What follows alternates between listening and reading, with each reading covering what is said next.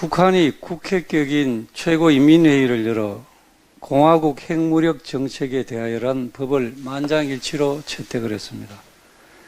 김정은 등 수뇌부가 공격을 받을 경우 자동으로 핵 공격을 가하도록 법조문에 명문화한 것이 그 골자입니다.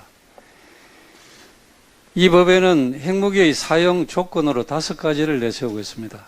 그 중에는 김정은을 포함한 북한 지도부에 대한 핵 비핵 공격 감행 임박했다고 판단되는 경우가 포함되어 있습니다. 공격이 의심만 되어도 핵 타격을 할 수 있다는 뜻입니다.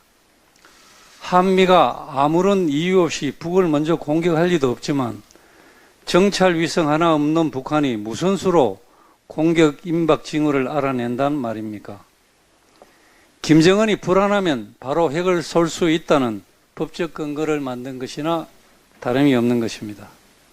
또 김정은은 우리의 핵을 놓고 더는 흥정할 수 없게 불태의 선을 그어놓은 데 중대한 의의가 있다고 했으며 비핵화를 위한 그 어떤 협상도 맞바꿀 흥정물도 없다고 하였습니다. 다시 말하면 비핵화 절대 불가법을 만든 것입니다. 애초부터 김정은에게 비핵화 의지가 있을 리가 없었습니다.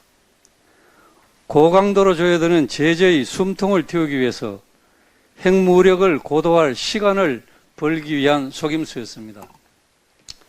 하지만 지난 문재인 정권은 김정은의 비핵화 의지가 분명하다고 했습니다.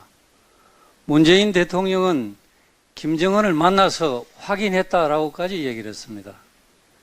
정의용 당시 외교부 장관도 국회 상임위에서 똑같은 취지의 발언을 했습니다. 이번 김정은의 핵무기 사용 법제화로 인해서 그간 문재인 정권이 김정은의 거짓말에 놀아났다는 것이 확연히 입증이 된 것입니다. 상황이 이렇게 위중한데도 민주당의 안보 포기 행태는 이어지고 있습니다.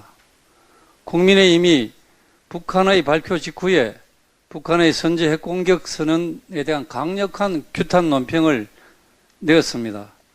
그러나 민주당은 선제 타격 법제화 소식이 전해진 사흘이 지나도록 공식 논평 하나 내지 않았습니다. 스스로가 안보 포기 정당임을 만천하에 선포한 것이나 마찬가지인 그런 행태를 보인 것입니다.